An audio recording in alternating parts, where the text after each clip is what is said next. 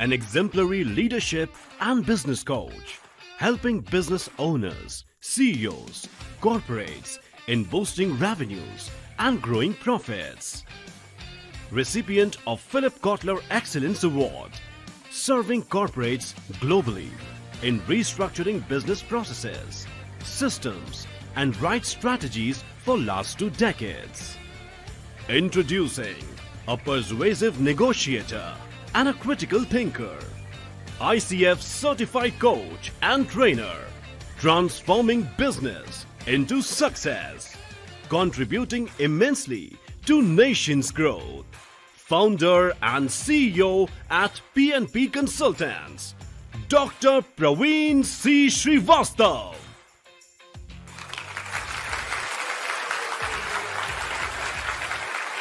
नमस्कार दोस्तों, आज हम लोग एक बहुत इंपॉर्टेंट टॉपिक पे बात करेंगे, learn export and import business.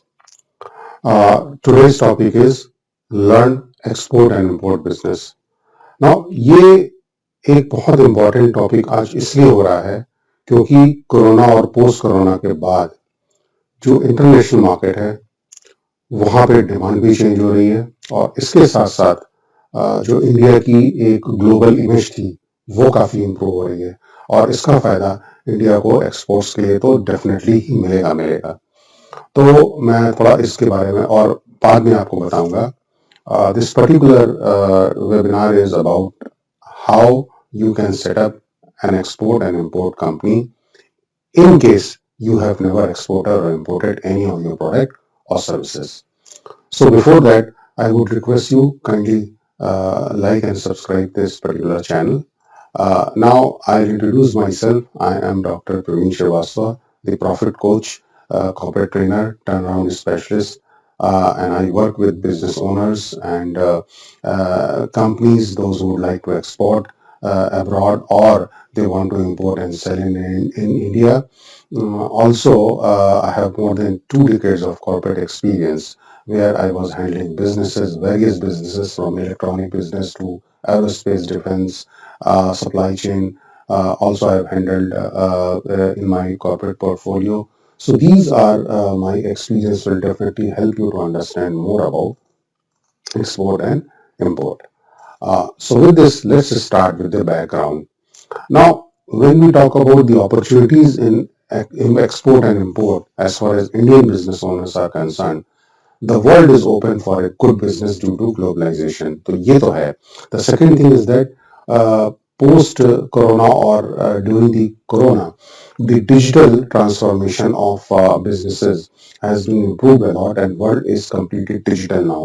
So initially अगर आपको एक्सपोर्ट करना होता था या इंपोर्ट करना होता था तो आपको बायर्स के पास या सेलर्स के पास जाना होता था, लेकिन आज की डेट में आप इन सबको अपने जो वर्चुअल प्लेटफॉर्म है आप उन पे जूम या जो भी डिफरेंट मीटिंग के प्लेटफॉर्म्स हैं आप उसमें उनसे कनेक्ट कर सकते हैं और बहुत ही रेयर केस में अगर आपको जरूरत है तो डेफिनेटली आप फिजिकल विजिट भी पे कर सकते हैं।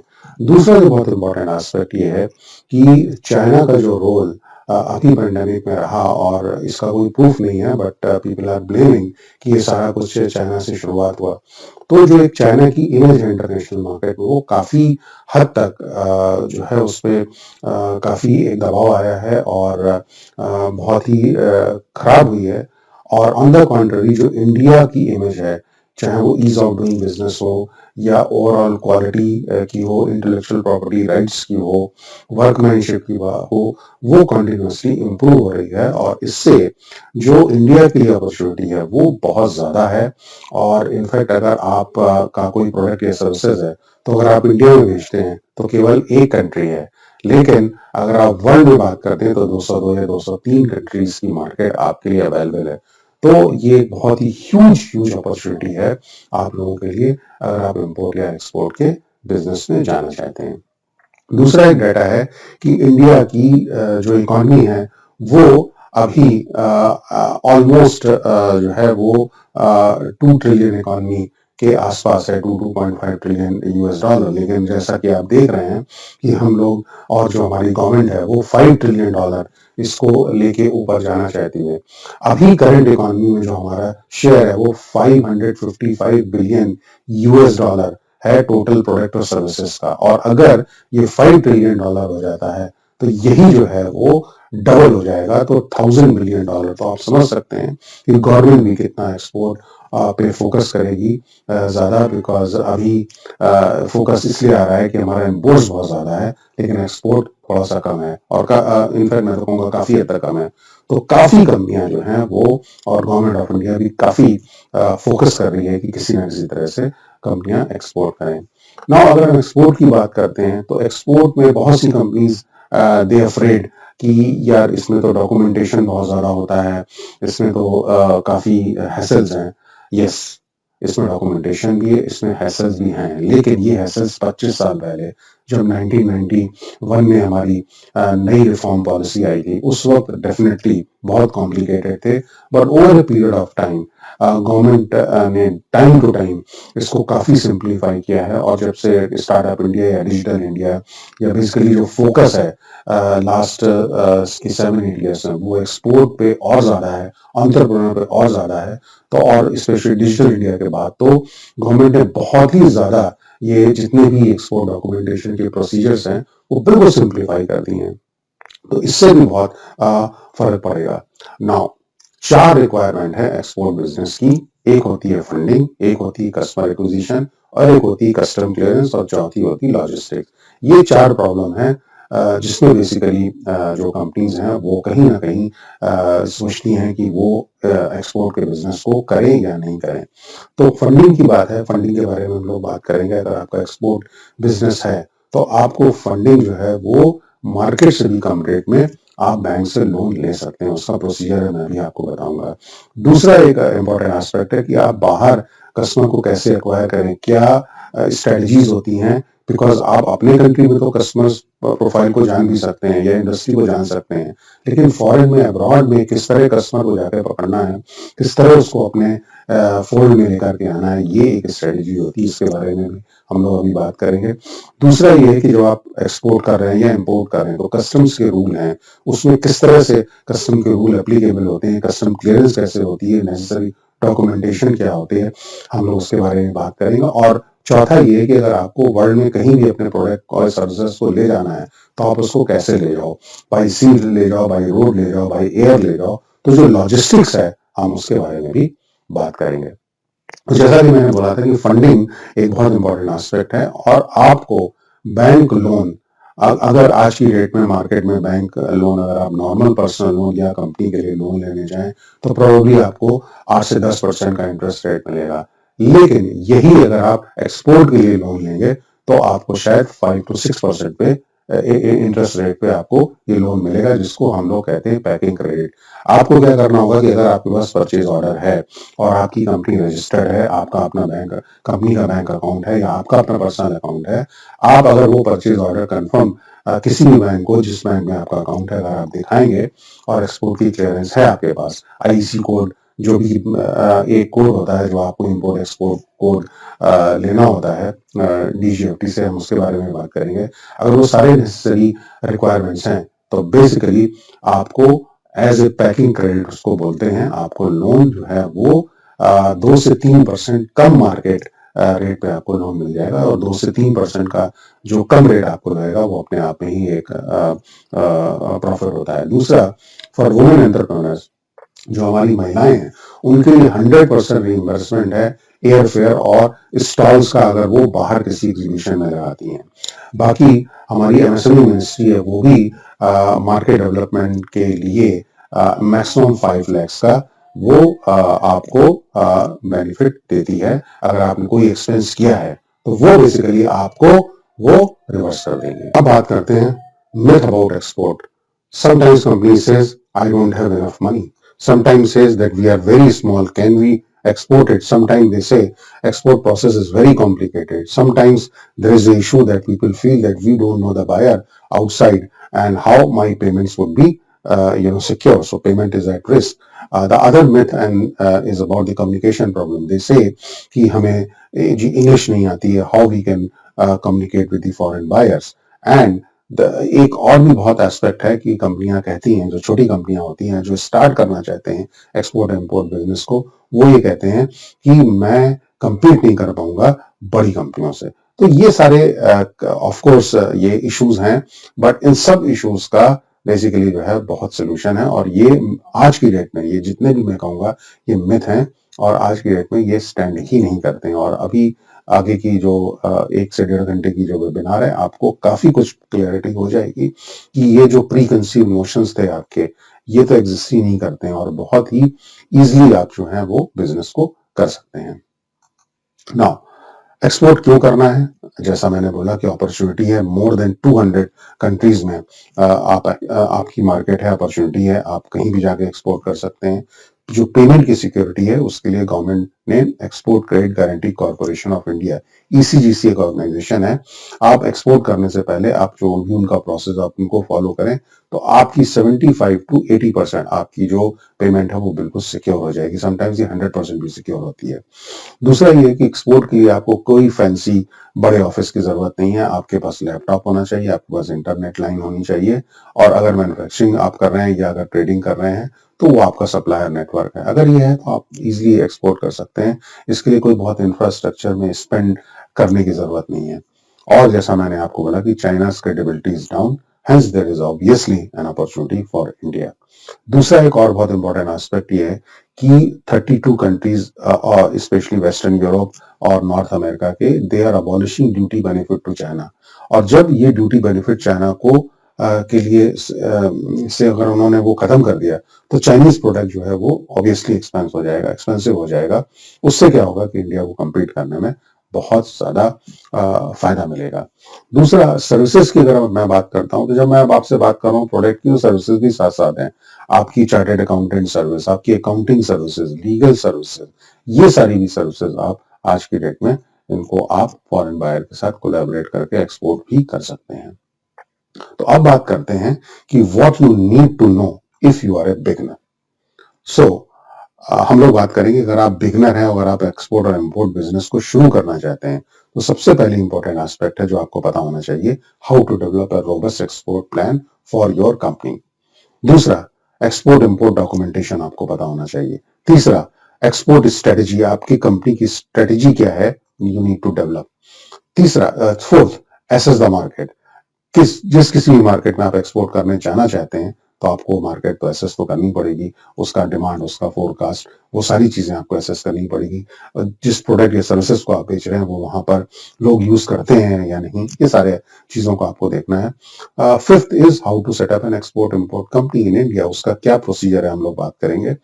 Number 6 is export marketing expansion, export की मार्केटिंग कैसे करते हैं, और फिर अगर आपको क्लाइंट बेस एक्सपेंड करना है तो आप वो कैसे करेंगे।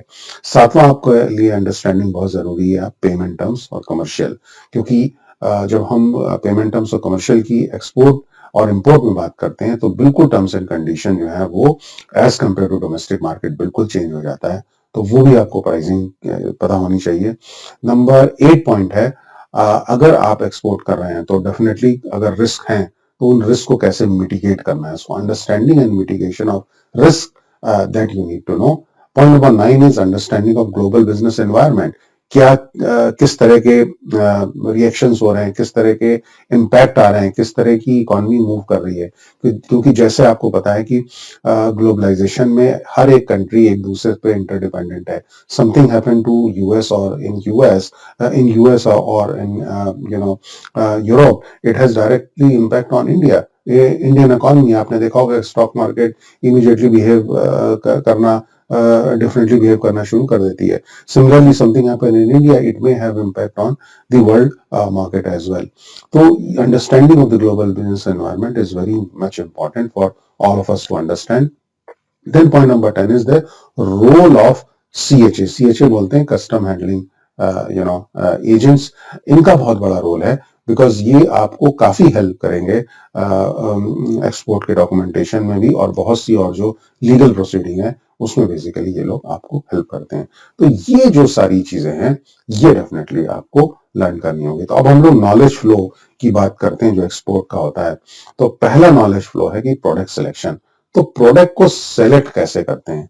प्रोडक्ट को सेलेक्ट करने के लिए सबसे पहली चीज ये है कि आप गूगल करें। गूगल में आप देखें कि लास्ट 5 सालों में इंडिया ने कौन कौन से ज्यादा प्रोडक्ट एक्सपोर्ट किए हैं। There is organisation called FIEO, federation of Indian export organisation. आप उसके चाहिए मेंबर बन जाइए, या ना भी मेंबर बने तो आप वहां पे जा सकते हैं। आपको काफी इंफॉर्मेशन मिलेगी कि इंपोर्ट किस किस चीजों का हुआ है इंडिया में। तो अगर आप वो लिस्ट देखेंगे तो जितना भी ज्यादा इंपोर्ट हुआ है, इट मीन्स आपको, या एक्सपोर्ट हुआ है, तो आपको वहां से अपॉर्चुनिटी पता लग जाएगी। लेकिन अगर हम देखें अभी की लास्ट के 5 सालों में जो मैंने डाटा निकाला है, जैसे पर्सनल केयर प्रोडक्ट्स हुए, एग्रो प्रोडक्ट्स हुए, फार्मा प्रोडक्ट हुए, chemicals and different kind of handicraft, James and jewellery, garment, spices, ये बहुत ज्यादा एक्सपोर्ट इंडिया से हो रहा है। और ये अगर आपको बहुत फास्ट अपना एक्सपोर्ट स्टार्ट करना है तो ये जो मैंने प्रोडक्ट आपको बोले हैं, ये आपके लिए डेफिनेटली एक बहुत हेल्प होगा कि आप उनको जो है वो कर सकें। हम बात करेंगे मार्केट सिलेक्शन की, कि मार्केट को कैसे सेलेक्ट करते हैं। देखिए, मार्केट को सेलेक्ट करने के लिए आपको थोड़ा सा मार्केट रिसर्च करनी पड़ेगी उस पर्टिकुलर कंपनी और उस पर्टिकुलर कंट्री में, कि आपका प्रोडक्ट जो है वो उसकी डिमांड कैसी है उस पर्टिकुलर प्रोडक्ट की, वहां पे कंपटीशन कौन है, वहां पे प्रोड्यूस होता है कि नहीं, वहां से बाहर से इंपोर्ट होता है, अगर होता है तो किस प्राइस पे होता है, कौन लोग खरीदते हैं, क्या टारगेटेड कस्टमर है, वो सारा चीजें जो है वो डेफिनेटली आपको ये पता होना चाहिए। Because market selection plays a very crucial role at the international level, and selecting the market is definitely based on the evaluation of the different markets with a reference to certain well-defined criteria. तो मैंने आपको criteria जो है वो बता दिए हैं। एक बड़ी इंपॉर्टेंट चीज होती है HS कोड। HS कोड होता है हार्मोनाइज सिस्टम। ये बेसिकली जितना भी प्रोडक्ट या सर्विसेज आप एक्सपोर्ट करते हैं, इंपोर्ट करते हैं, तो ये एक वर्ल्ड की ऑर्गेनाइजेशन है जिसने हार्मोनाइज सिस्टम कोड बनाया है, और हर एक प्रोडक्ट का या सर्विसेज का एक कोड है, वो कोड कॉमन रहेगा। उसका रीजन ये है कि सपोज इंडिया में हम लोग कोट और पैंट को कोट बोलते हैं, लेकिन अगर आप बाहर यूरोप में जाएंगे तो उसको कोट नहीं बोलते हैं, उसको जैकेट बोलते हैं। तो किसी भी डिफरेंट कंट्री में जो प्रोडक्ट या सर्विसेज आप, स्पेशली प्रोडक्ट अगर आप सेल कर रहे हैं, तो उस प्रोडक्ट का नाम डिफरेंट हो सकता है, लेकिन HS कोड जो है वो कॉमन होगा। तो इसलिए आप इनवॉइस में आपने प्रोडक्ट कुछ भी लिख दिया, लेकिन आपका HS कोड जो है वो मेंशन करना बहुत जरूरी है। Therefore, HS code are the important for the government official to identify goods being imported or exported. They identify products that are being imported and exported through our country's border. तो ये identification के लिए ये बहुत important होता है। तो HS code जो है वो आपको DGFT, director general of foreign trade है, उसकी वेबसाइट है, वहां पे आपको गवर्नमेंट का पोर्टल है, वहां पे आपको लार्जली जो है वो 99% आपके जितने भी प्रोडक्ट्स हैं जो एक्सपोर्ट या इम्पोर्ट होते हैं, आपको उनका HS कोड वो वहां पे मिल जाएगा। हम लोग बात करते हैं कि अगर आपको कंपनी सेटअप करनी है फर्स्ट टाइम तो कैसे करते हैं। तो पहले तो आपको अपनी कंपनी बनानी पड़ेगी, चाहे वो प्रोप्राइटरी कंपनी हो या पार्टनरशिप कंपनी हो या पब्लिक लिमिटेड हो या प्राइवेट लिमिटेड हो, जिस किसी भी तरह की कंपनी है। आप इवन प्रोप्राइटरशिप कंपनी से भी आप एक्सपोर्ट को शुरू कर सकते हैं, कोई ऐसा हार्ड एंड फास्ट रूल नहीं है। तो जब आपकी कंपनी बन जाए तो डेफिनेटली आपका बैंक अकाउंट होना चाहिए, आपका पैन कार्ड होना चाहिए, पैन अकाउंट होना चाहिए, और ये सारी चीजों के साथ आपको IEC code, import export code, ये एक यूनिक कोड होता है जो एक कंपनी स्पेसिफिक दिया जाता है, और वो बेसिकली जो है वो हमेशा एक यूनिक कोड है, और वो हमेशा एक ही बार आपको दिया जाएगा, और उस कोड का रेफरेंस आपको सारे डॉक्यूमेंट्स में लिखना है। ये आगे IC कोड से काफी फायदा और बेनिफिट होता है आपको भी, बिकॉज आपके अगर सारे डॉक्यूमेंट्स में IC कोड मेंशन है तो आपको एक्सपोर्ट बेनिफिट वगैरह लेने में आसानी होगी। आपके डॉक्यूमेंट्स इधर से उधर नहीं होंगे, बिकॉज वो IC कोड के थ्रू ट्रैक हो जाएंगे। अगर कंपनी के नाम से सपोज अगर ये होता तो थोड़ा सा डिफिकल्टी हो सकती थी, बिकॉज 2 लोग या 3 लोग अगर इंडिया में हैं तो हो सकता है उनकी कंपनियां का नाम सेम हो, राइट। तो कंपनी में नाम सेम हो सकते हैं, लेकिन IC कोड जो है वो इंडिविजुअल दिया जाता है, इसलिए डिस्टिंक्शन जो है कंपनी टू कंपनी जो है वो आईसी कोड से आता है। उसके बाद आपको आरसीएमसी सर्टिफिकेट लेना होता है। आरसीएमसी सर्टिफिकेट कहते हैं रजिस्ट्रेशन कम मेंबरशिप सर्टिफिकेट। ये आपको अपनी रेस्पेक्टिव एक्सपोर्ट प्रमोशन काउंसिल से लेना होता है। आरसीएमसी कोड क्यों लेना होता है, आरसीएमसी सर्टिफिकेट क्यों लेना होता है, इसकी इंपॉर्टेंस के बारे में थोड़ी सी देर के बाद हम लोग बात करेंगे। उसके बाद आपको जो भी आपकी कैटेगरी है, अगर आप गारमेंट में हैं तो गारमेंट की एक्सपोर्ट प्रमोशन काउंसिल में जाएंगे, या आप टी या कॉफी एक्सपोर्ट करना चाहते हैं तो आप उनके लिए टी बोर्ड और कॉफी बोर्ड है। तो हर एक प्रोडक्ट की अपनी एक्सपोर्ट प्रमोशन काउंसिल है, वहां जाके आपको अपने आप को रजिस्टर कराना होगा। रजिस्ट्रेशन बहुत जरूरी है, क्योंकि आरसीएमसी आपको ये रजिस्ट्रेशन कम मेंबरशिप सर्टिफिकेट, अगर आप अपनी रेस्पेक्टिव इंडस्ट्री की एक्सपोर्ट प्रमोशन काउंसिल में रजिस्टर्ड नहीं होंगे तो ये आपको नहीं मिलेगा। इसका यूटिलिटी क्या है, ये थोड़ी सी देर में हम लोग डेफिनेटली बात करेंगे। तो बात करते हैं आईसी कोड होता क्या है और ये कैसे इसको लेते हैं। जैसा कि मैंने बताया कि IEC code is a mandatory requirement for export and import of goods और services from India, and you need to take this particular code from the DGFT website, जो मैंने स्क्रीन में अभी आपको दिखाया हुआ है। उसके बाद जो मैं आपसे बात कर रहा था कि RCMC registration cum membership certificate. Now, registration cum membership certificate is a certificate that validates an exporter dealing with the product registered with an agency or organization that are authorized by the Indian government. The certificate is issued for 5 years by the Export Promotion Councils or community board in the in our country. And why this RCMC is required? Because there are a lot of export benefits जिनके बारे में भी हम लोग आगे बात करेंगे। उसके लिए RCMC होना बहुत जरूरी होता है। अब जब हम लोग एक्सपोर्ट करते हैं तो गवर्नमेंट हमको एक्सपोर्ट की सब्सिडी देती है। ये 4 तरह की अमूमन होती है। पहला तो ये पैकिंग क्रेडिट, जब मैंने आपको बताया था कि अगर आपको फंडिंग की जरूरत है और आपके पास कंफर्म परचेज ऑर्डर है तो आप अपने बैंक में जा करके आप उस परचेज ऑर्डर की जो भी वैल्यू है मैक्सिमम आपको बैंक 2 या 3% मार्केट रेट से कम रेट पे आपको वो प्रोवाइड कराएगा।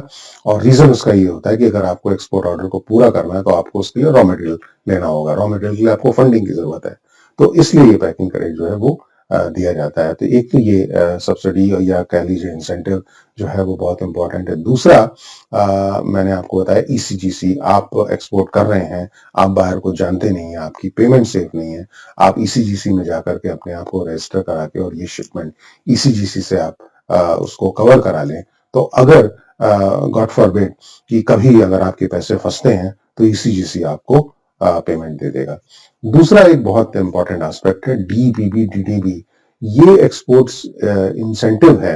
गवर्नमेंट ये कहती है कि सपोज आप जब रॉ मटेरियल कुछ बाय करते हैं अपने प्रोडक्ट को बनाने के लिए तो आप जीएसटी पे करते हैं, बट रूल ये है कि आपको जीएसटी पे करना पड़ेगा बिकॉज जब आप प्रोड्यूस करेंगे और इंडिया में उसको सेल कर देंगे। लेकिन एक्सपोर्ट को बूस्ट करने के लिए, एक्सपोर्ट को और बढ़ावा देने के लिए गवर्नमेंट ने ये स्कीम ली है कि आप जितना भी टैक्स देते हैं रॉ मटेरियल पे, गवर्नमेंट आपको वो रिम्बर्स कर देगी कि अगर आप अपने प्रोडक्ट को एक्सपोर्ट करेंगे तो with the submission of export documents like customer invoice, packing list, अभी मैं आपको डॉक्यूमेंटेशन भी बताऊंगा, और बहुत से जो प्रूफ होते हैं, प्रूफ ऑफ एक्सपोर्ट अगर आप लगाएंगे तो जितना भी आपने ड्यूटी गवर्नमेंट को पे किया है उस पर्टिकुलर प्रोडक्ट के एक्सपोर्ट करने में जो रॉ मटेरियल में आपने ड्यूटी पे की है वो आपको वापस मिल जाएगी। तो ये एक बहुत बड़ा एडवांटेज है एक्सपोर्टर्स के लिए,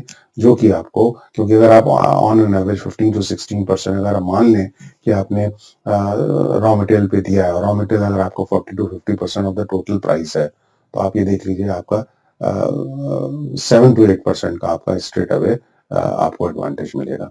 तो ये एक बहुत इंपॉर्टेंट एस्पेक्ट है जो आपको कंसिडर करना होगा। लोग बात करते हैं, एक और एस्पेक्ट होता है पोर्ट रजिस्ट्रेशन।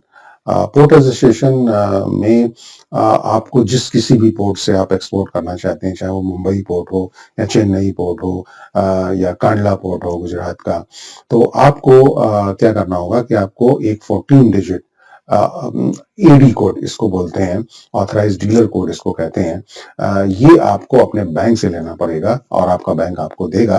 अगर आपका वहां पे करंट अकाउंट है आपकी कंपनी का, तो ये कोड आपको मिलेगा। इस कोड को ले से आपको उस पर्टिकुलर पोर्ट में आपको अपने आप को रजिस्टर कराना पड़ेगा। ये बेसिकली सिंप्लीफिकेशन के लिए है।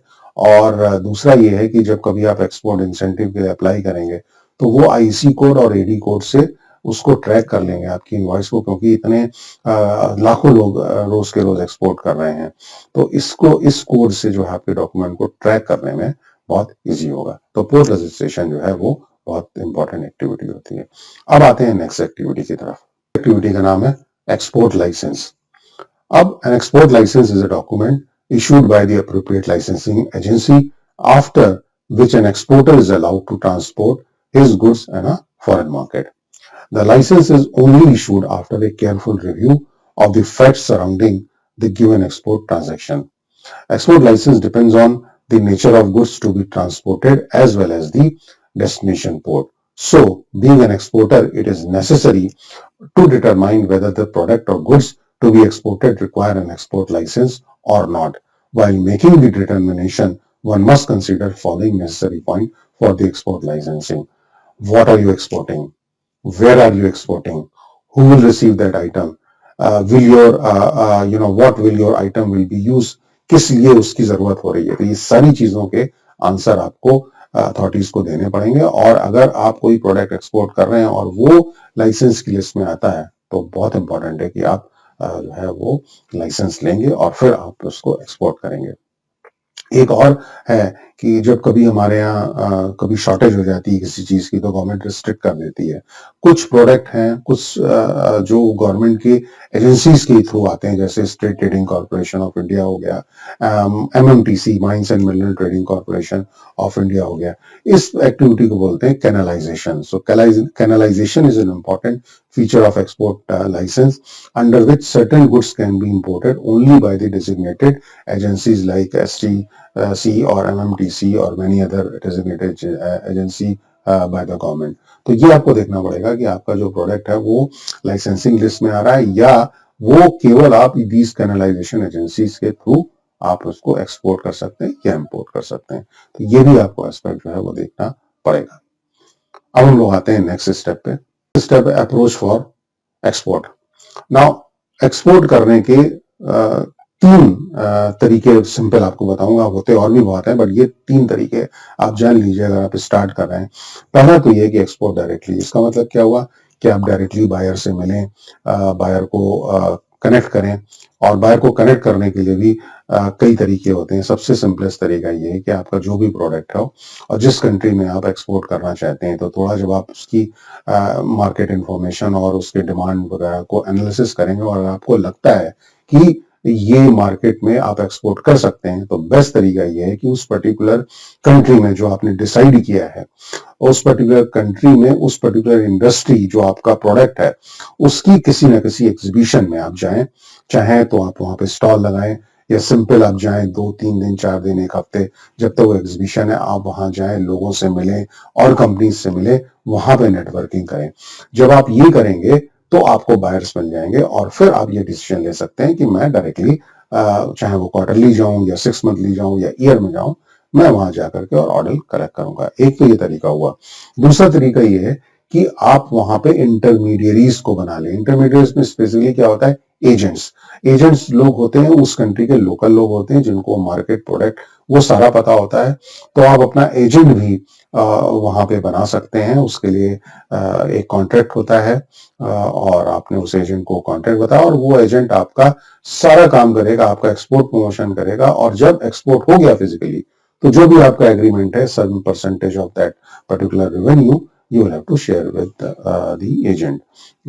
इसमें भी आरबीआई का रूल है कि अगर आपको एजेंट को कमीशन देना है तो आप 10% तक तो आप इजीली दे सकते हैं। उसके लिए केवल सिंपल कॉन्ट्रैक्ट की जरूरत है। लेकिन अगर 25% है तो आपको अपने डॉक्यूमेंट्स में मेंशन करना पड़ेगा और मोर देन 25% है तो फिर आपको स्पेशल परमिशन आरबीआई की लेनी पड़ेगी। रीजन उसका ये है कि इसमें फॉरेन एक्सचेंज इन्वॉल्व है।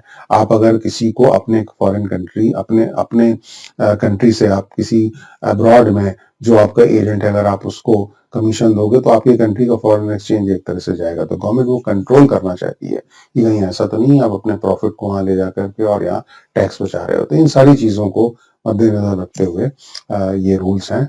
बट बेस्ट तरीका तो ये है कि अगर आप स्टार्ट कर रहे हैं तो अगर आपको डायरेक्ट बायर मिल जाता है बहुत अच्छा, अदरवाइज आप एजेंट वहां बना सकते हैं और एजेंट आपसे कुछ नहीं लेगा, वो केवल आपसे कमीशन लेगा जब उसको ऑर्डर आ जाएगा। और ऑर्डर में भी ये है कि डायरेक्टली आप ऑर्डर देंगे, डायरेक्टली पैसे आपको आएंगे, लेकिन जब आपको मनी रेमिट हो जाएगी उसके बाद जो भी आपका परसेंटेज उससे एग्री है 5%, 10%, 1% जो भी है वो आप थ्रू आरबीआई उसके अकाउंट में रेमिट कर सकते हैं।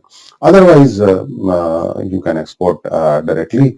और तीसरा एक तरीका ये कि you can export through the large trading houses. बहुत से इंडिया में बड़े बड़े ट्रेडिंग हाउस है जिनका काम है इंपोर्ट एंड एक्सपोर्ट, तो उनके थ्रू भी आप अपने प्रोडक्ट को एक्सपोर्ट कर सकते हो। और चौथा जो बड़ा सिंपलेस्ट तरीका है वो ये है कि जो ऑनलाइन आपके ई कॉमर्स के पोर्टल हैं, चाहे वो अमेजोन हो या फ्लिपकार्ट हो या और बहुत से ईबे हो, आप वहां पे रजिस्टर होकर के अपने प्रोडक्ट को वहां पे रख दें।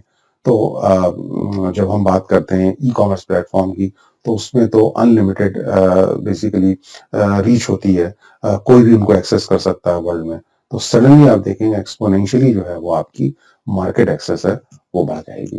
तो इन सारे तरीकों को अपनाइए और this is how you can approach for export. सवाल आता है कि ऑथेंटिसिटी ऑफ बायर, क्योंकि अगर आप पहली बार किसी को एक्सपोर्ट कर रहे हैं तो डेफिनेटली रिस्क तो है। अगर वो आपको एडवांस भी पैसे दे देता है लेकिन अब वो उसका क्या बैकग्राउंड है उस बायर का, उसकी कंपनी का, तो कैसे उसकी ऑथेंटिसिटी को चेक करें? कई तरीके होते हैं। एक तरीका तो ये है कि जिस कंट्री में एक्सपोर्ट कर रहे हैं उसका उस कंट्री की जो रेस्पेक्टिव एम्बेसी हमारे यहाँ इंडिया में है, आप वहां से उस कंपनी या उस पर्सन के बारे में जानकारी प्राप्त कर सकते हैं। आप एम्बेसी को ईमेल लिख सकते हैं ऑफिशियल कि आप एक एक्सपोर्टर हैं और इस पर्टिकुलर कंपनी में आप एक्सपोर्ट करना चाहते हैं। आप बेसिकली उसकी एक फीडबैक चाहते हैं। तो हमेशा 90% केसेस मैंने देखा है कि जो वहाँ पे कमर्शियल अटैची या कमर्शियल ऑफिसर होते हैं वो आपको रिस्पॉन्ड करते हैं। दूसरा ये है कि उस पर्टिकुलर कंट्री में रेटिंग एजेंसीज, जैसे हमारे यहाँ है इकरा या बहुत सी रेटिंग एजेंसीज हैं जो कंपनीज को रेटिंग करती हैं इन terms of their financial health. ऐसी तरह की एजेंसीज जो हैं वो इन पर्टिकुलर कंट्रीज में भी हैं। तो उन एजेंसी के थ्रू भी आप रेटिंग को पता कर लें कि उसकी A++ ए या बी रेटिंग है, तो then you can decide the authenticity of that particular buyer. उनकी बैलेंस शीट को देखिए, बैलेंस शीट से पता लग जाएगा कि किस तरह के प्रॉफिट है। FIO मैंने बताया था, federation of Indian export organisation, ये एक बहुत बड़ी ऑर्गेनाइजेशन है जो एक्सपोर्टर्स को हर तरह से हेल्प करती है। उनके पास बहुत सी इंफॉर्मेशन होगी इन बायर्स के बारे में। Respective PhD chamber of commerce आपके कंट्री में और उसके कंट्री में, एसोसिएशन, ये सारी जानकारी जो है आपको अपने बायर से ऑथेंटिसिटी के लिए आपको वहां से मिल जाएगी। तो इस तरह से आप जो है वो एक बायर की वो कितना ऑथेंटिक है आप ये मालूम कर सकते हैं। अगर आप इंपोर्ट करना चाहते हैं तो इंपोर्ट में इसी तरह के इशू आते हैं कि आप जेन्युइन सप्लायर को कैसे पता करेंगे। तो बहुत सी B2B साइट्स हैं, जैसे मैंने बताया ऑनलाइन ई कॉमर्स प्लेटफॉर्म है, आप वहां से सप्लायर को फाइंड आउट कर सकते हैं। एग्जीबिशन में जैसा मैंने बताया, आप रेस्पेक्टिव ट्रेड रेस्पेक्टिव प्रोडक्ट की एग्जीबिशन है, आप वहां जाइए, वहां से आपको सप्लायर्स के जो आप नेटवर्किंग करेंगे तो मिल जाएंगे। एसोसिएशंस उस पर्टिकुलर कंट्री में और एम्बेसीज से, एम्बेसीज भी इनफैक्ट बहुत हेल्प करती हैं। अगर आप कमर्शियल ऑफिसर या कमर्शियल अटैची को आप ईमेल लिखेंगे और अगर आप उनको कहेंगे कि आपके कंट्री में पर्टिकुलर प्रोडक्ट के कौन से मैन्युफैक्चरर हैं या सप्लायर हैं, तो डेफिनेटली वो हेल्प करेंगे। बिकॉज कमर्शियल अटैची का अपना ऑब्जेक्टिव ही होता है कि ट्रेड को दो कंट्रीज के बीच में वो हेल्प करे बायर और सेलर की, और उसको ट्रेड को बढ़ावा दे। तो इसलिए भी वहां से भी आपको जेन्युइन सप्लायर्स की लिस्ट मिल जाएगी। बड़ा एस्पेक्ट है कि सैंपल का, क्योंकि होता क्या है कि जब आप सैंपल, क्योंकि जब आप एक्सपोर्ट कर रहे हैं प्रोडक्ट को तो डेफिनेटली उससे पहले आपको सैंपल भी अप्रूव कराना पड़ेगा, कि चाहे वो पर्टिकुलरली प्रोडक्ट का। तो सैंपल अप्रूवल के लिए भी कुछ रूल्स हैं, उसमें ये है कि अगर आपके सैंपल की वैल्यू 10,000 रुपीज है, राइट, तो आप सिंपल इनवॉइस बनाएं और इनवॉइस पे लिख दें कि सेल्फ डिक्लेरेशन कि it has no commercial use, this is what the price of that particular product. लेकिन अगर ये 10,000 से और 25,000 से कम का है, इस बीच में है, तो फिर आपको it is necessary for the exporter to obtain a value certificate from the authorised dealer in the foreign exchange. वो उस केस में क्या होगा, ये आपका बैंक है, तो आपका बैंक आपको लेटर एक लिख करके देगा अथॉरिटीज के नाम की इस पर्टिकुलर प्रोडक्ट की वैल्यू ये है, तो फिर आप इजिली एक्सपोर्ट कर सकते हैं। लेकिन अगर 25,000 रुपीज से भी अगर ऊपर है उसकी प्राइस, तो फिर आपको आरबीआई और रेस्पेक्टिव बैंक से एक परमिशन लेनी पड़ेगी वेवर के लिए, और आप एक्सपोर्ट कर सकते हैं। बट एक्सपोर्ट का टिपिकली देखा गया है किसी भी प्रोडक्ट का अमूमन सैंपल 10,000 से कम ही होता है, तो सिंपल आपको वहां पे इनवॉइस में मेंशन करना पड़ेगा कि this is for sample for no commercial usage, आप एक्सपोर्ट कर लेंगे। इंपॉर्टेंट है कि जब आप नेगोशिएशन करते हैं, क्योंकि एक्सपोर्ट पे जब आप जा रहे हैं एक्सपोर्ट या इंपोर्ट में, तो आप बायर और सेलर से तो मिलेंगे ही, और बायर और सेलर से जब मिलेंगे तो नेगोशिएशन जो है आना बहुत जरूरी है। So in order to price your product properly and give accurate quotation, you need to determine your cost using 3 key elements, क्योंकि कॉस्टिंग आपको अपने प्रोडक्ट की जाननी बहुत जरूरी है। और कॉस्टिंग का सिंपल फॉर्मूला जो नॉर्मली हम लोग ये देखते हैं कि raw material cost plus conversion cost plus margin is equal to price. But मेरा डिटेल्ड फुल डे का प्रोग्राम होता है, ऑनलाइन भी है और ऑफलाइन भी है एक्सपोर्ट इंपोर्ट का, उसमें मैं आपको कई और तरीके बताऊंगा एक्सपोर्ट कॉस्टिंग के, बिकॉज आज समय का अभाव है तो मैं इतना ज्यादा नहीं आपको बता सकता। लेकिन नेगोशिएशन की अगर बात कर रहे हैं तो नेगोशिएशन जो है वो लॉन्ग टर्म अगर आपको अपने बायर के साथ काम करना है तो win win solution is important है, आपकी भी विन हो उसकी भी विन हो। अगर ये विन लूज हो गया कि आप विन कर गए वो लूज कर गया, तो जब कभी ऐसा हुआ कि आपको जरूरत है उस बायर की, वो कभी आपका साथ नहीं देगा। तो कोशिश यही करें कि आप विन विन सोल्यूशन की बात करें। अब मैंने आपको बताया था कि पेमेंट सेफ्टी सिक्योरिटी के लिए ईसीजीसी, तो ईसीजीसी को समझने का प्रयास करते हैं। Export credit guarantee corporation, it has introduce various export credit insurances. ये एक्चुअली इंश्योर करता है आपकी कंसाइनमेंट को, आपके कंसाइनमेंट की वैल्यू को, कि अगर इन केस कुछ हो गया और आपके बायर ने आपको पैसा नहीं दिया, करेक्ट, बट आपको एक नॉमिनल प्रीमियम जरूर देना पड़ता है, बट ये एक बहुत अच्छा तरीका ये है। और ECGC provides a range of insurance covers to the exporter against the risk of non-realization of export. The other things that it is a different type of credit insurance cover to the bank and other financial institution, and export factoring facility भी MSMEs के लिए ये करता है। तो ECGC के लिए भी आपको थोड़ा इसके बारे में रूल और डिटेल में जानने की जरूरत होगी, बट ECGC एक बहुत बड़ा फैक्टर है, बहुत बड़ा रिलीफ फैक्टर है एक्सपोर्टर के लिए, कि अगर आपने ECGC से अपना इंश्योर करा लिया तो आपका पेमेंट जो है वो फुली सिक्योर होगा। बात करते हैं जब आपको परचेज ऑर्डर आता है। देखिए, जब आपको परचेज ऑर्डर आता है तो बहुत परचेज ऑर्डर जो है वो स्टार्ट होता है नेगोशिएशन के बाद कंफर्मेशन या जो आपका एक्सपोर्ट प्रोसीजर होता है उसका वो एक स्टार्ट होता है, और उसमें नेम ऑफ जैसे बायर सेलर वो बहुत क्लियर लिखा होना चाहिए, स्पेसिफिकेशन प्रोडक्ट का, उसका वेट, उसका size, total value of consignment, terms of delivery कि कब आप डिलीवर करेंगे, 2 weeks, 3 weeks, 4 weeks, who will pay the duty, import duty, terms of payment कि पेमेंट आपको कैसे आएगी, कैश आएगी या थ्रू लेटर ऑफ क्रेडिट आएगा, लाइसेंस की जरूरत है या इंश्योरेंस की जरूरत है, एक मरीन इंश्योरेंस होता है, अभी हम लोग बात करेंगे। ये सारे टर्म्स एंड कंडीशन उस परचेज ऑर्डर में होना चाहिए, because purchase order is always an integral part of your export import process. अब हम लोग रिस्क भी बात करते हैं कि रिस्क क्या क्या हो सकते हैं एक्सपोर्ट में। देखिए, 4 तरह के रिस्क हो सकते हैं। एक होता है कमर्शियल रिस्क कि आपका पैसा नहीं आया, तो पैसा नहीं आने के लिए 2 हैं। एक तो ये है कि आप अगर फर्स्ट टाइम कर रहे हैं तो डेफिनेटली आप ECGC के थ्रू करें, और बिल्कुल भी क्रेडिट पे सामान नहीं दें, क्योंकि आप उस बायर को जानते नहीं है, buyer is sitting 1000 miles away, आपकी पेमेंट जो है वो ब्लॉक हो सकती है, फंस सकती है। दूसरा तरीका यह है कि बहुत एक डिवाइस ग्लोबल बिजनेस में आई है और काफी पहले से है, लेटर ऑफ क्रेडिट।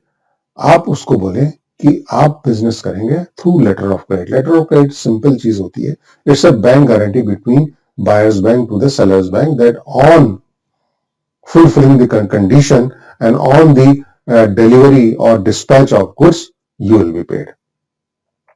तो ये तो कमर्शियल रिस्क हो गया। Cross culture risk, cross culture risk में हर एक कंट्री का कल्चर, उनके एटिकेट्स, उनके बात करने का तरीका, बहुत सी चीजें हैं कम्युनिकेशन में, ये आपको जाननी जरूरी है क्योंकि आपकी अंडरस्टैंडिंग और उसकी अंडरस्टैंडिंग डिफरेंट हो सकती है। तो इसीलिए हमेशा कहा गया कि क्रॉस कल्चर जो एटिकेट्स होते हैं या ओपन कम्युनिकेशन, ये हर एक कंट्री का डिफरेंट होता है और आपको वो जानने की जरूरत है। कंट्री रिस्क, जिस कंट्री में आप एक्सपोर्ट कर रहे हैं वो कंट्री में कोई रिस्क तो नहीं है। फॉर एग्जांपल रिसेंटली हम लोगों ने अफगानिस्तान के लिए देखा था, बहुत से जो हमारे एक्सपोर्टर थे जो या इंपोर्टर थे जो ड्राई फ्रूट या उसको इंपोर्ट करते थे, उन्होंने पैसे भी दे दिए बट उनकी कंसाइनमेंट रुक गई बिकॉज सडनली वहां पे इशू आ गया। तो understanding what is the economic environment, what is the legal environment, what is the political environment, कोई अनरेस्ट तो नहीं है, ये कंसीडर करना आपको बहुत जरूरी है। ये आपका कंट्री रिस्क हो गया। और चौथा हुआ कि करेंसी रिस्क।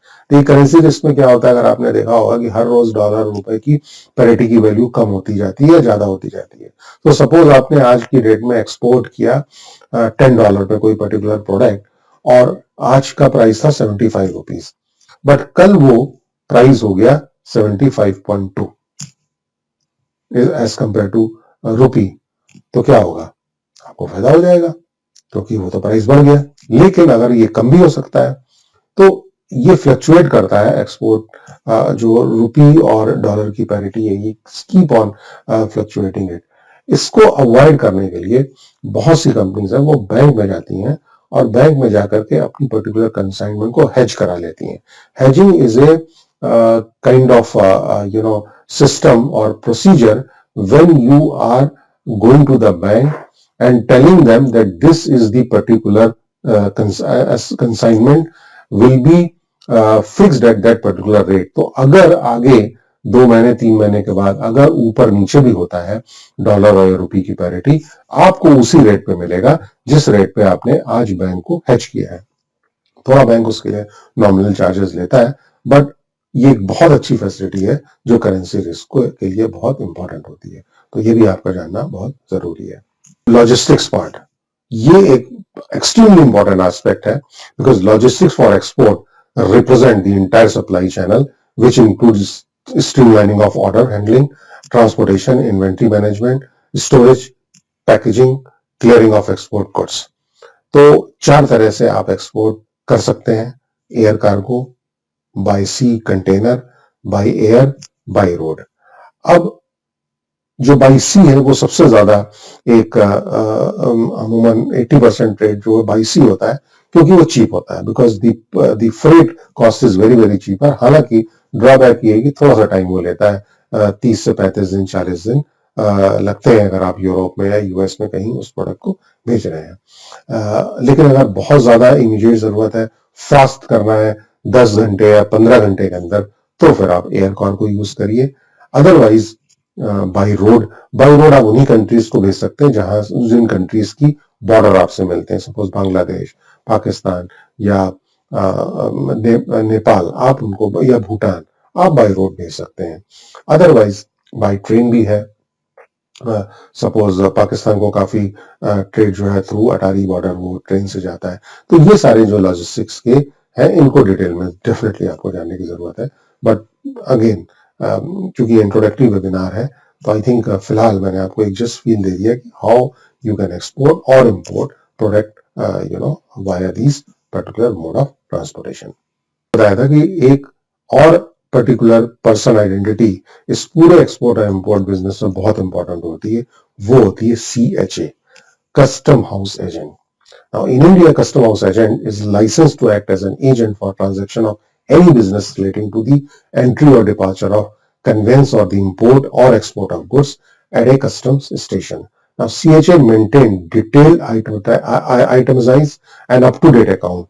CHA के पास वो सारी इंफॉर्मेशन होती है. इनफैक्ट जो मैंने आपको बोला कि ये HS कोड हुआ या IC कैसे करना है कोड या RCMC कैसे लेना है, आप बेटर अगर आप फर्स्ट टाइम आप एक्सपोर्ट कर रहे हैं तो आप एक CHA को अपॉइंट कर लें, कस्टम हाउस एजेंट को. वो नॉमिनल आपसे चार्ज लेगा बट ये सारे हैसल्स को वो खुद हैंडल करेगा. तो आप इनका ज्यादा यूज करें. इनको हम ब्रोकर्स भी कह सकते हैं, कस्टमर ब्रोकर भी कह सकते हैं. ये आपके लिए शिपिंग लाइन से नेगोशिएट करके आपको बेस्ट कंटेनर का फ्रेट भी दिलाते हैं.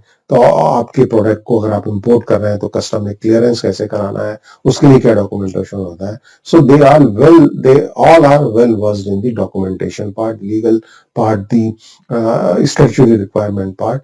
So custom house agent is definitely very important, and when you are starting a business, you need to have one. हमने बताया कि डॉक्यूमेंटेशन एक्सपोर्ट या इंपोर्ट में एक्सट्रीमली इंपॉर्टेंट होता है. तो कुछ बेसिक डॉक्यूमेंट है जो डेफिनेटली हमें पता होना चाहिए.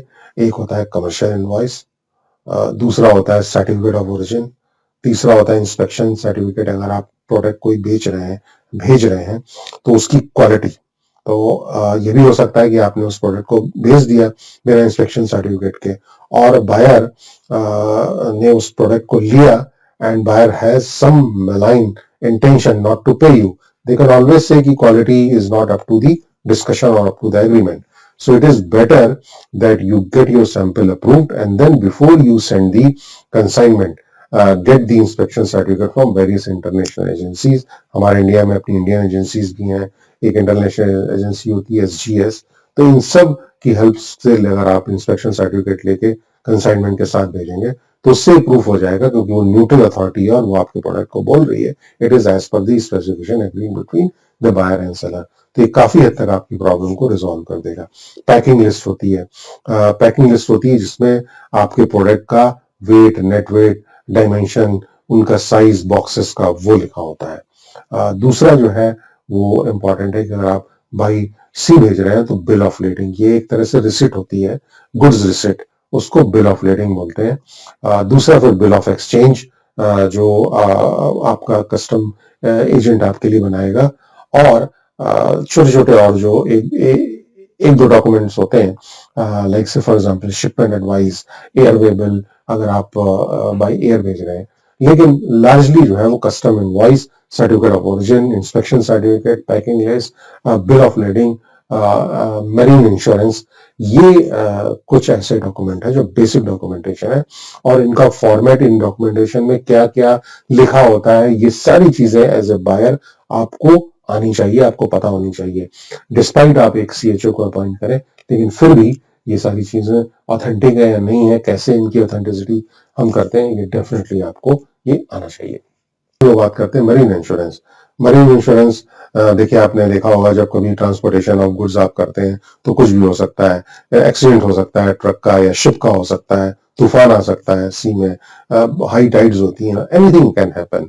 So marine insurance is a type of insurance policy that provides coverage against any damage loss caused to cargo, vessel, ships, terminals, etc. in which the goods are transported from one point of origin to the other point. तो आपने marine insurance अगर करा लिया, again the value of this particular charge is 0.03% of FOB value. ये होती है, बहुत nominal होती है और इसको आप अपनी कॉस्टिंग में भी लोड कर सकते हैं. बट अगर कुछ इस तरह का इशू हो गया कि जहां पे आपका प्रोडक्ट डैमेज हो गया तो आपको 100 और मे बी 110% आपको रिइंबर्समेंट इंश्योरेंस से होगा. तो export of consignment without insurance तो कभी करनी नहीं चाहिए. Hence marine insurance is one of the other aspect of the export import business which you should be knowing it. Aspect है कि पैकेजिंग और लेबलिंग. देखिए जब आप एक्सपोर्ट करते हैं, इंपोर्ट करते हैं तो काफी भारी मात्रा में उस पर्टिकुलर पोर्ट जहां पे आप एक्सपोर्ट कर रहे हैं, जहां से कर रहे हैं और जहां पे ये जाएगा, रोज लाखों कंटेनर्स का प्रोडक्ट उतरता है, वो गोडाउन्स में जाता है. तो कितने सारे बॉक्सेस होंगे, कितने सारे वहां पे प्रोडक्ट्स होते हैं. तो उनको आइडेंटिफाई करने के लिए पर्टिकुलर लेवल होता है जो आपका बायर आपको बताएगा. तो और प्लस ये भी इंपॉर्टेंट है कि आपकी जो पैकेजिंग है वो आप किस तरह से भेज रहे हैं. आपको रेगुलेटेड बॉक्सेस में भेज रहे हैं या आप उसको पैलेट में भेज रहे हैं, ये सारा मेंशन, उसका साइज, उसका डायमेंशन, बिकॉज वो कहीं ना कहीं हेल्प करता है बायर को. Therefore, packaging refers to the process of designing and developing a suitable package for enclosing and holding the product so that it can be easily covered and secured. In contrast, labeling refers to next to the design, symbol, logo, instruction, and suggestion for the usage. Now, export packaging enables basically goods arrive intact and in the undamaged form, because उसमें पूरे उन्होंने precautions वगैरह लिए होते हैं. तो बहुत important है कि आपको पैकेजिंग और लेबलिंग में भी काफी जो है फोकस करना पड़ेगा. तो दोस्तों, ये एक जो हम लोग फ्लो की बात कर रहे थे, ये फ्लो तो मैंने आपको बता दिया. इसके बाद आपको ये पता होना चाहिए कि किस तरह आप एक्सपोर्ट का जो प्लान है, robust, how to develop the export plan for your company. और ये डिटेल में हम लोग अपनी ऑनलाइन या ऑफलाइन जो क्लासेस, हमारी ट्रेनिंग प्रोग्राम्स होते हैं, हम उसमें पूरा कराते हैं और आपकी कंपनी की पूरी बिजनेस प्लान को हम लोग हेल्प करेंगे बनाने के लिए. आपको फ्लो सारा बता दिया. अब इस फ्लो के बाद जो आपको नेक्स्ट स्टेप लेने हैं, जो हम लोग अपनी फुल डे की वर्कशॉप में ऑफलाइन और ऑनलाइन दोनों में कंपनीज को हम ट्रेन करते हैं, वो ये होता है how to develop a robot export plan for your company. किस तरह का कस्टमर का प्रोफाइल होना चाहिए, इंडस्ट्री एनालिसिस कैसे करनी है आपके प्रोडक्ट की, सर्विसेज की, प्रोडक्ट लाइफ साइकिल, आपके प्रोडक्ट की जो आप एक्सपोर्ट कर रहे हैं वहां पे कैसे मैपिंग करनी है, कंपटीशन की मैपिंग कैसे करनी है, कॉस्टिंग कैसे बनानी होती है, किस तरह का आपको terms and condition, payment terms रखने हैं, ये सारी चीजें जो है हम लोग आपको बताएंगे. दूसरी जो इम्पोर्टेंट एस्पेक्ट है वो ये है कि बहुत से ऑर्गेनाइजेशन है जो एक्सपोर्टर और इम्पोर्टर को हेल्प करते हैं. जैसे एक्सपोर्ट प्रमोशन काउंसिल हो गया, कम्युनिटी बोर्ड्स हो गया, फीओ हो गया, इंडियन पैकेजिंग इंस्टीट्यूट हो गया, जहाँ पे आप अगर आप नया प्रोडक्ट आपने डेवलप किया उसकी पैकेजिंग है तो वो आपको हेल्प करेंगे. CII, फिकी, बहुत सी DGFT, ये सारी ऑर्गेनाइजेशंस हैं. ये सारी ऑर्गेनाइजेशन के क्या फायदे हैं, इसका क्या बेनिफिट है, ये भी हम आपको बताएंगे. उसके अलावा हम आपको डॉक्यूमेंटेशन में और न्यूएंसेस उसके क्या होते हैं, इस पे हम लोग बात करेंगे. How to develop a export strategy in terms of किस तरह आपको अप्रोच करना है उस पर्टिकुलर मार्केट पे, that we are going to tell you. Assessment market का हम लोग आपको करके देंगे. और अगर आपकी कंपनी नहीं है तो किस तरह से एक्सपोर्ट और इम्पोर्ट की कंपनी को सेटअप करते हैं, we will also help you. तो अगर ये सारी चीजें आप जानेंगे तो दोस्तों, ये बहुत ज्यादा कोई डिफिकल्ट नहीं है और बहुत सिंपल तरीका है. एक बार एक कंसाइनमेंट अगर आपने साइकिल उसका पूरा कर लिया, अगर आपने उसको समझ लिया, तो फिर सेकेंड टाइम आपको एक्सपोर्ट करने में कोई भी प्रॉब्लम नहीं होगी. क्योंकि मेरा अपना ये मानना है कि हमारे जो इंडियन MSMEs हैं, बिजनेस ओनर है, एंटरप्रेन्योर है, वो उनकी बिजनेस एक्मेंट बहुत स्ट्रांग है और बहुत जल्दी चीजों को कैप्चर करते हैं. केवल जरूरत है कि अगर हम उनको थोड़ा सा गाइड कर दें कि किस तरह से एक रूल रेगुलेशन के साथ, एक प्रोसेस के साथ हम एक्सपोर्ट या इंपोर्ट कर सकते हैं. तो इसलिए दोस्तों, अगर आपको ये मेरी वेबिनार पसंद आई है तो आप नीचे क्लिक करें. मेरी almost every month regular basis पे, वीकली बेसिस पे ऑनलाइन फुल डे की सेमिनार होती है, जिसमें मैं एंटरप्रेन्योर्स को पूरा ये जो मैंने सारी चीजें बताई हैं मैं उनको करा के देता हूँ. फिजिकल वर्कशॉप्स होती हैं. अगर कंपनी काफी बड़ी है आपकी तो मैं इंडिविजुअल 1-on-1 भी कोचिंग करके आपकी हेल्प करूंगा. बट इवेंचुअली आपकी कंपनी को सेटअप करके और आपका पूरा प्रोडक्ट एक्सपोर्ट करके मैं उसको एज ए रिजल्ट ये दूंगा. तो you are most welcome. Please give your comments, and if you like this video and if you have any question regarding import and export, please do not hesitate. Please write, please send it to me. I'll be definitely going to answer you. With this, thank you very much.